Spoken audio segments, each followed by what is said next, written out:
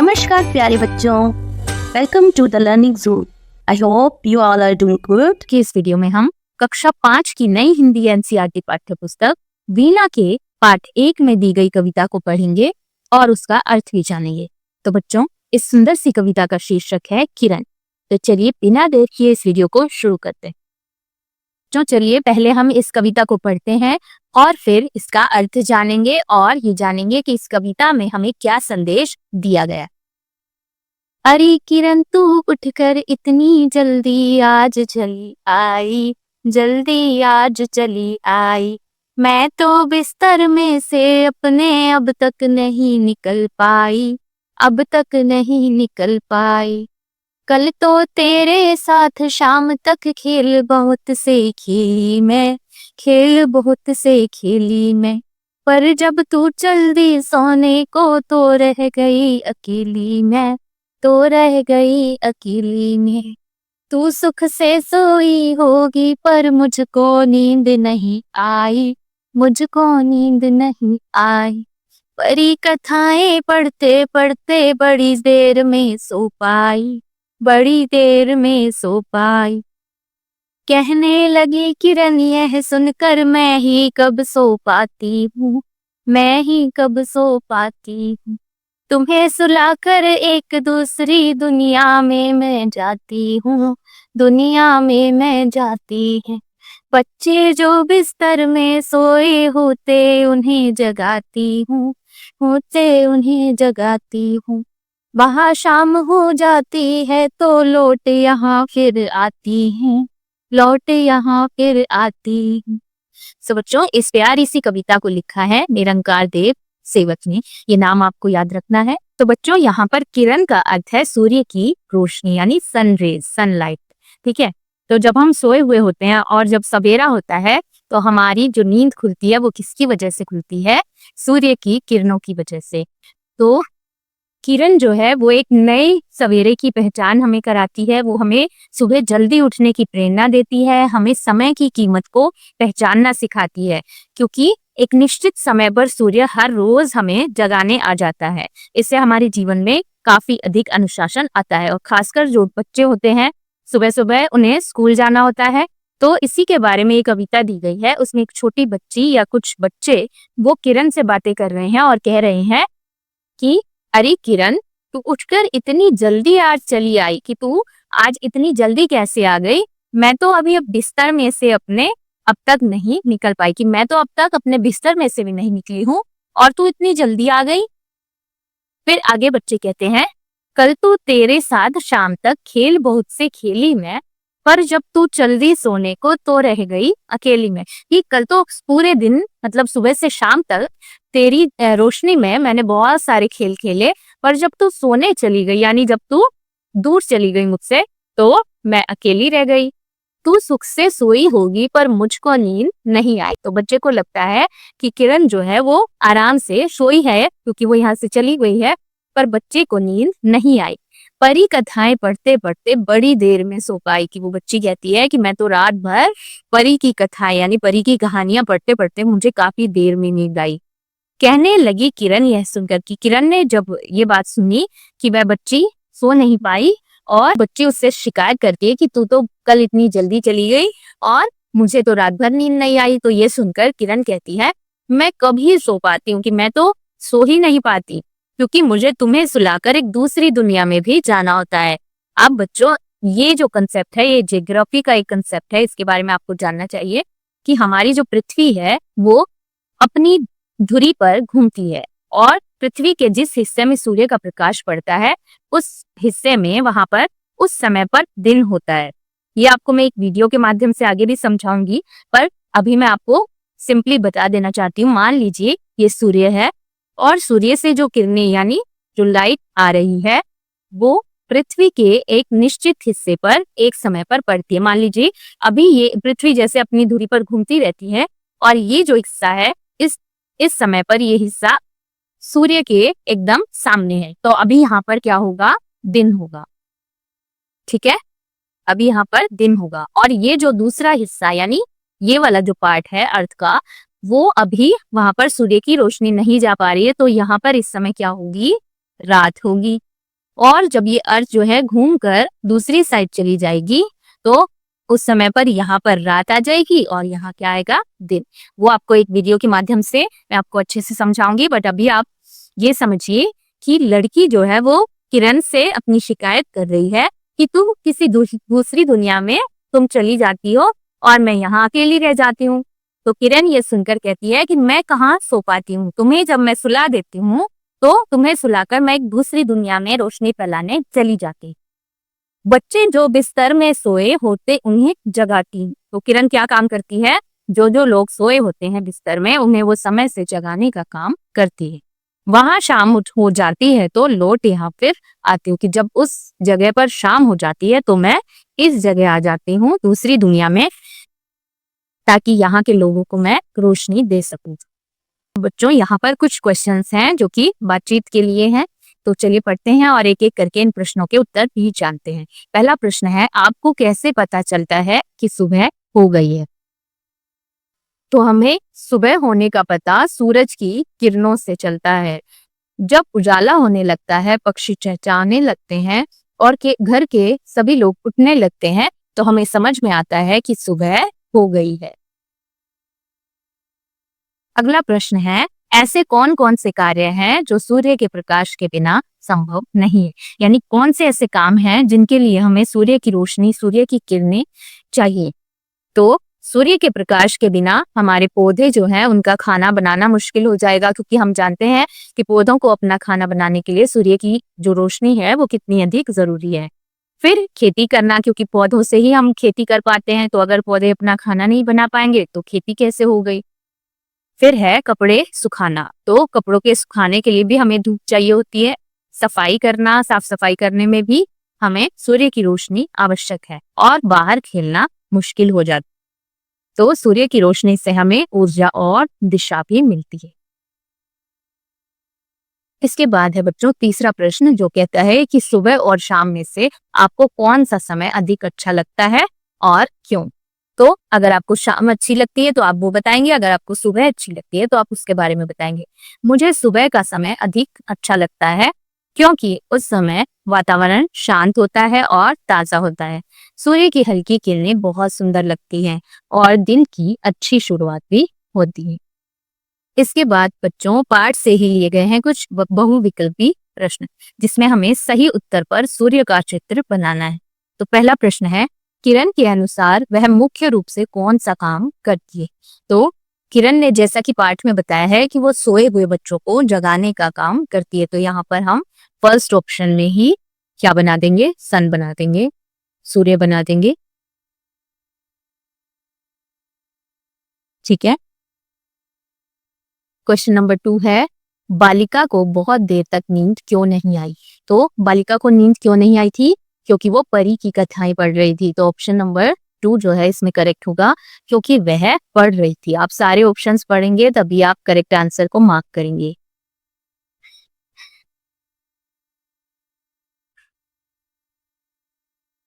तीसरा प्रश्न है, जब किरण आई उस समय बालिका क्या कर रही थी? तो जब किरण आई तो बालिका सो रही थी, तो आपको यहाँ पर सन बना देना है।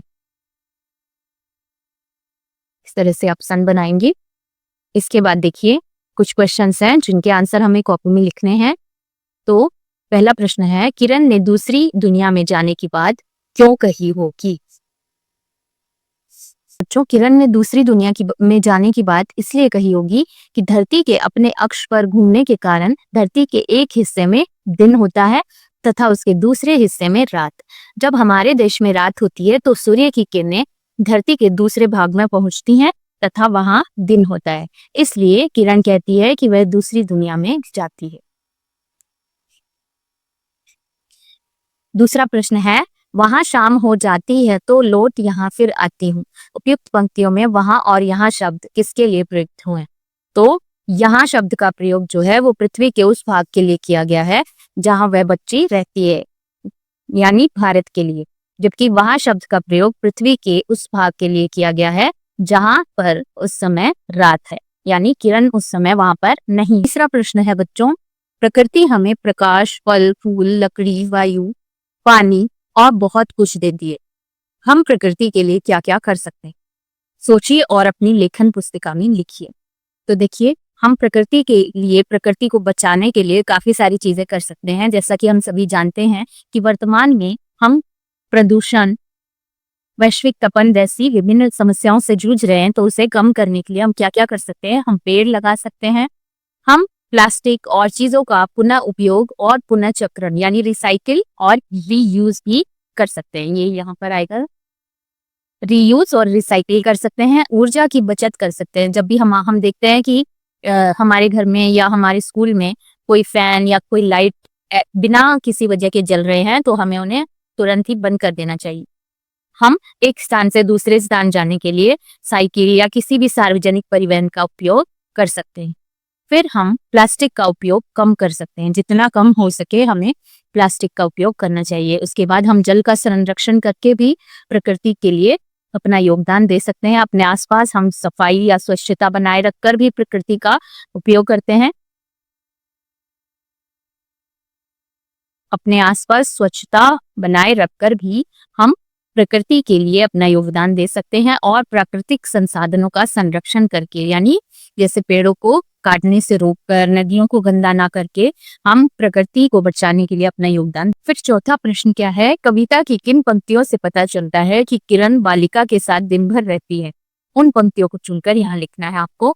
जैसे अगर आप देखेंगे तो कविता में एक लाइन आई थी, कल तो तेरे साथ शाम तक खेल बहुत से खेले। तो इसमें बच्ची कहती है किरण से कि कल तो सुबह से लेकर शाम तक तेरे साथ मैं बहुत सारे खेल खेली, पर जब तू चली गई तब मैं अकेली रह गई। तो इस पंक्ति से पता चलता है कि किरण जो है दिन भर बच्ची के साथ थी। अब समझ और अनुभव से कुछ प्रश्न है। कहने लगी किरण यह सुनकर, मैं ही कब सो पाती हूँ, तुम्हें सुलाकर एक दूसरी दुनिया में मैं जाती। तो किरण यहाँ पर कितना परिश्रम करती है, यहाँ से वहां वो एक नियत समय पर यानी फिक्स टाइम पर वो प्रतिदिन आती है, जाती है। आपको अपने आसपास कौन कौन से लोग परिश्रम करते हुए दिखाई देते हैं, उनके बारे में आपको बताना है। बच्चों, इस प्रश्न के उत्तर में हमें बताना है कि जिन जिन लोगों को हम देखते हैं अपने आसपास वो परिश्रम करते हैं, उनके बारे में हमें बताना है। तो सबसे पहले हम देखते हैं कि हमारे माता पिता जो कि दिन भर काम करते हैं, तो उनके बारे में हम बता सकते हैं कि वे पूरे दिन काम करते हैं ताकि हमारा पालन पोषण अच्छे से हो सके। हमारी माता घर के साथ साथ बाहर के भी काम करती हैं। हमारे पिताजी जो बाहर काम करते हैं पैसे कमाने के लिए, और उसके बाद वो घर के कामों में भी हाथ बटाते हैं। दूसरा हम देखते हैं कि किसान जो है वो खेतों में कड़ी मेहनत करके हमें अनाज और सब्जियां उपलब्ध कराते हैं। इसके बाद जो सफाई कर्मचारी होते हैं वो रोज सुबह सुबह सफाई करके हमारे वातावरण को स्वच्छ बनाते हैं। इसके बाद आप जिन जिन लोगों को देखते हैं इनके बारे में आप लिख सकते हैं। आपके शिक्षक, डॉक्टर, पुलिसकर्मी, दुकानदार और मजदूर, तो इनके बारे में आप लिख सकते हैं। इन सभी लोगों की तरह किरण भी बिना रुके अपना काम करती है। हमें भी उनसे प्रेरणा लेनी चाहिए और मेहनती बनना चाहिए। तो जिस तरह ये सारे लोग मेहनत करते हैं, इसी तरह जो किरण है वो भी दिन रात मेहनत करती है। क्योंकि हमें लगता है कि अभी हमारे यहाँ पर रात है, बट किरण के लिए कोई रात नहीं होती। जब धरती के एक हिस्से में दिन होता है तो दूसरे हिस्से में रात होती है।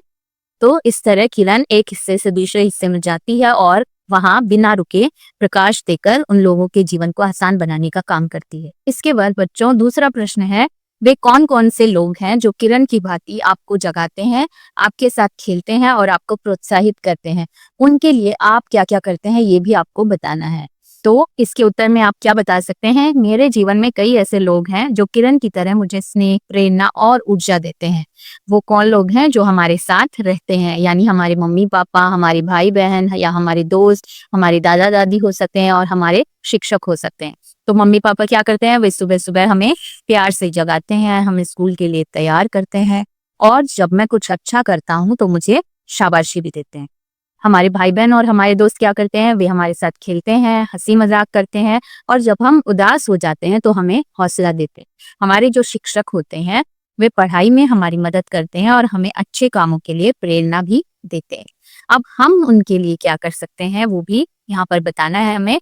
तो माँ पापा की हम मदद कर सकते हैं, जैसे दिन भर के छोटे मोटे कामों में हम उनकी मदद कर सकते हैं, जैसे कि उनके लिए पानी लाना, चीजें संभाल कर रखना और समय पर पढ़ाई करना। दोस्तों के साथ मिलकर खुशियां बांटते हैं और उन्हें खेल में भी हम साथ देते हैं। शिक्षकों का हम आदर करते हैं, समय पर होमवर्क करते हैं और पढ़ाई में भी ध्यान देते हैं। तो ये जो सभी लोग हैं ये हमारे जीवन में उजाले की तरह यानी रोशनी यानी किरण की तरह हैं। जैसे किरण अंधेरे में रोशनी फैलाती है, ये भी हमारे जीवन में रोशनी फैलाते हैं। मैं भी उनके लिए अच्छा बच्चा बनने की कोशिश करता हूँ। फिर तीसरा प्रश्न देखिए, आपके घर या प्रदेश में सूर्य अथवा चांद से जुड़े किसी एक त्योहार का पता लगाइए और उसके बारे में लिखिए। तो सूरज या चांद से जुड़ा कोई भी त्योहार जो आपके इलाके में मनाया जाता है उसके बारे में आपको लिखना है। बच्चों, सूरज से जुड़े काफी त्योहार हैं जैसे कि छठ पूजा, और चांद से जुड़े भी कुछ त्योहार हैं जैसे कि ईद। तो आप दोनों में से किसी के भी बारे में लिख सकते हैं। आप ईद के बारे में भी लिख सकते हैं, आप छठ पूजा के बारे में भी लिख सकते हैं। तो हमारे यहाँ पर छठ पूजा एक प्रमुख त्योहार है जो सूर्य देवता से जुड़ा है।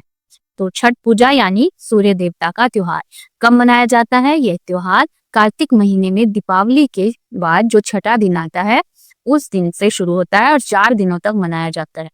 और इसे हम किसके लिए मनाते हैं? छठ पूजा सूर्य देवता और उनकी पत्नी उषा को समर्पित होता है। लोग उनके प्रति आभार प्रकट करते हैं और परिवार की खुशहाली और स्वास्थ्य की कामना करने के लिए इसे मनाया जाता है। कैसे मनाया जाता है उसके बारे में आप डिटेल से यहाँ पढ़ सकते हैं। और इसकी विशेष बातें क्या क्या है? इस पर्व में नदी, तालाब या पोखर में इसकी पूजा की जाती है सूर्य देवता की। स्त्री और पुरुष दोनों एक कठिन प्रकार का व्रत रखते हैं। यह जो पर्व है ये शुद्धता, श्रद्धा और आस्था का प्रतीक है। छठ पूजा एक ऐसा पर्व है जिसमें लोग सूर्य की ऊर्जा और प्रकृति के प्रति अपना आभार व्यक्त करते हैं।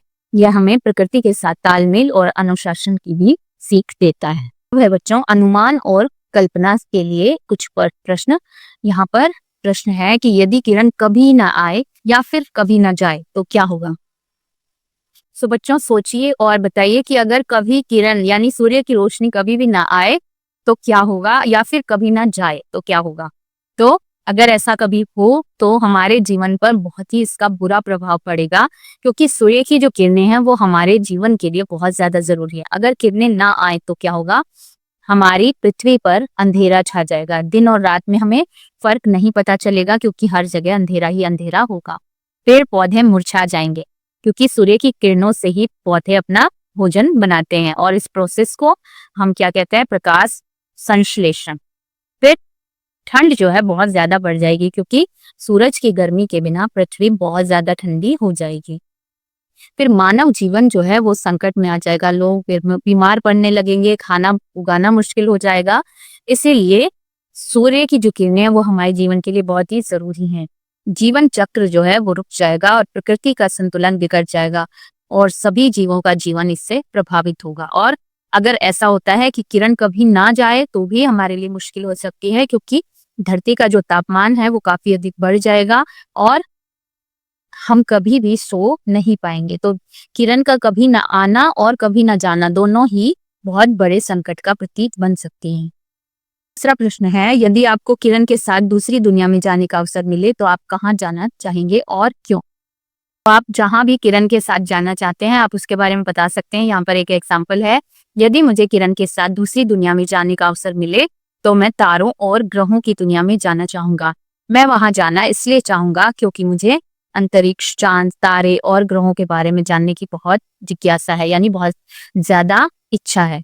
मैं देखना चाहूंगा कि वहां जीवन कैसा है, ग्रह कितने बड़े हैं और क्या वहां भी सूरज जैसी कोई रोशनी होती है। मैं जानना चाहूंगा कि क्या वहां कोई ऐसे प्राणी रहते हैं जो हमसे बिल्कुल अलग हैं। आप वहां जाकर जो ही जानना चाहते हैं उसके बारे में आप लिख सकते हैं। किरण के साथ उड़कर उस अनोखी और रहस्यमय दुनिया को देखना एक सुंदर और अद्भुत अनुभव होगा। वहां जाकर मैं धरती की सुंदरता को और अच्छे से समझ सकूंगा और प्रकृति की महत्ता को महसूस कर सकूंगा।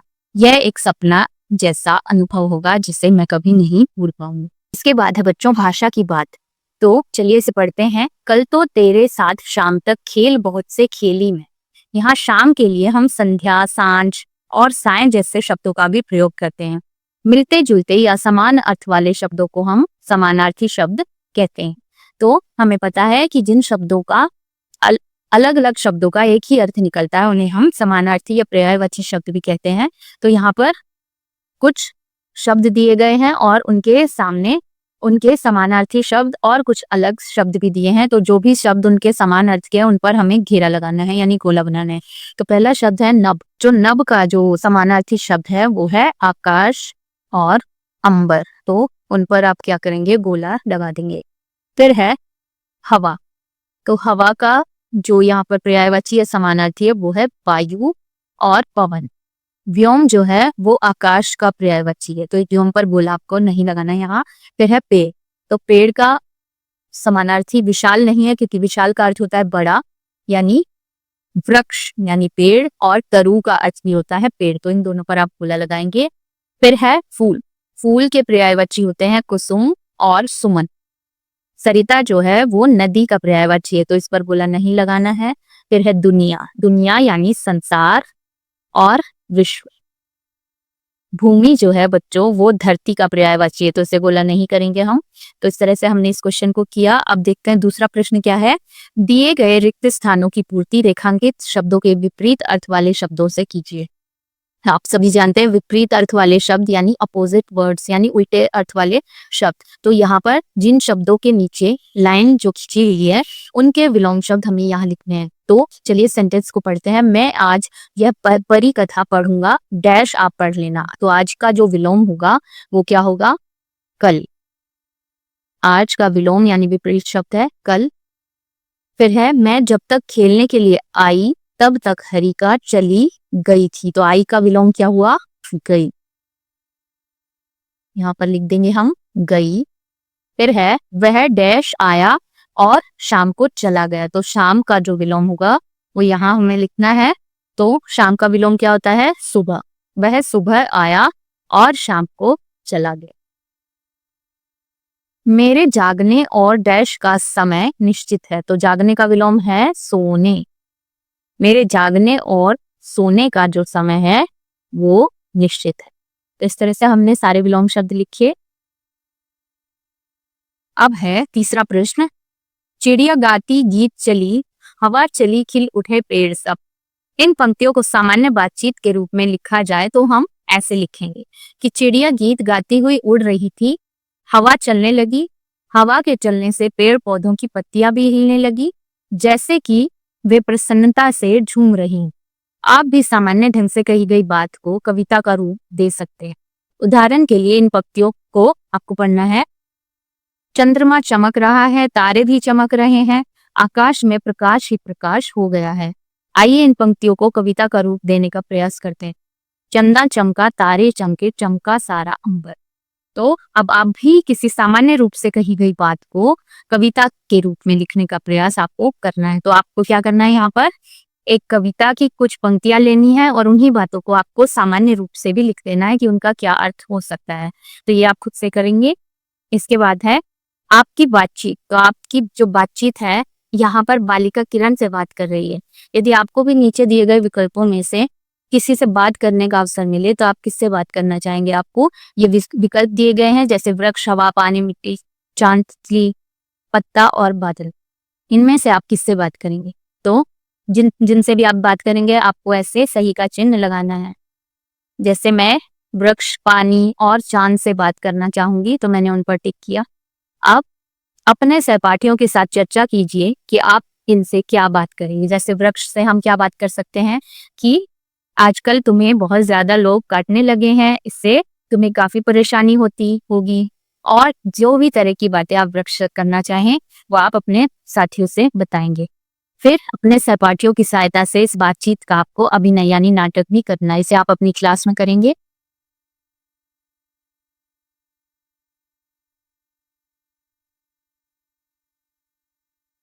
इसके बाद है बच्चों, इसे भी जानिए। तो यहाँ पर जो किरण कविता है उसी से संबंधित एक टॉपिक है जो कि यहाँ पर बताया गया है। चलिए इसके बारे में पढ़ते हैं कि हमारी धरती गेंद की तरह गोल है। अब देखिए ये है हमारी धरती का एक मॉडल जिसे हम ग्लोब के नाम से भी जानते हैं। तो हम जानते हैं कि धरती गेंद की जैसी दिखती है। वह अपनी धुरी पर घूमती हुई सूर्य की परिक्रमा करती रहती। तो जहां पर धरती थोड़ी सी हम देखते हैं कि इस तरह से झुकी हुई है तो इसे हम कहते हैं धरती की धुरी, और उसी पर धरती लगातार घूमती रहती है। वो अपने चारों तरफ भी घूमती है और सूर्य के चारों तरफ भी घूमती है। तो हम सभी को पता है कि पृथ्वी अपनी धुरी पर घूमती रहती है और सूर्य के चारों ओर भी घूमती रहती है। तो जो भी भाग एक समय पर सूर्य की तरफ होता है उस भाग में क्या होता है, उस समय पर दिन होता है। अब देखिए, जहां पर सूर्य की किरणें डायरेक्टली पड़ रही हैं वहां पर अभी क्या है, दिन। और ये जो हिस्सा है जहां पर इस समय सूर्य की किरणें नहीं जा पा रही वहां पर अभी क्या होगा, रात। तो पृथ्वी के अपनी धुरी पर घूमने की वजह से ही बच्चों दिन और रात बनते हैं। तो चित्र में यदि बत्ती को आप सूर्य मान लें, यानी इसको अगर आप सूर्य माने और इस गोलक को पृथ्वी माने, यानी इसे अगर आप पृथ्वी यानी अर्थ मानते हैं,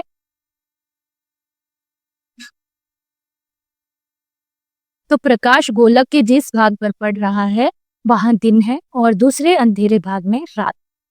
तो यहाँ पर जहां पर सूर्य की लाइट्स आ रही हैं, सन की रेज आ रही हैं, वहां पर है दिन, और जहां पर सन की रेज अभी नहीं जा रही है वहां पर अभी रात है। और जब ये घूमेगा और घूमकर दूसरी तरफ आ जाएगा तो इस हिस्से में दिन हो जाएगा और इस हिस्से में आ जाएगी रात। तो इसके बारे में अधिक जानने के लिए आप ये वीडियो का जो लिंक दिया हुआ है इस पर भी जा सकते हैं, जो कि एनसीईआरटी के ऑफिशियल यूट्यूब चैनल का लिंक है।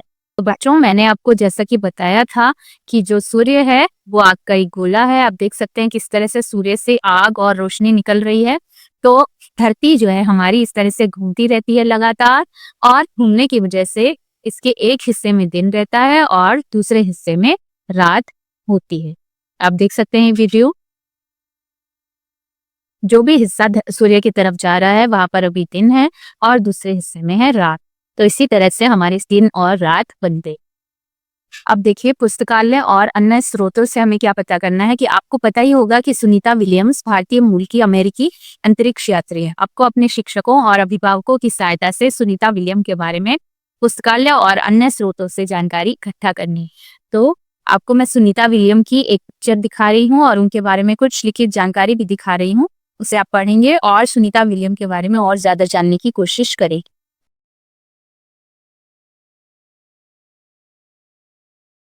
अगर आपको ये वीडियो अच्छा लगा तो इस वीडियो को लाइक करें और द लर्निंग ज़ोन चैनल को सब्सक्राइब करना ना भूलें। Thank you.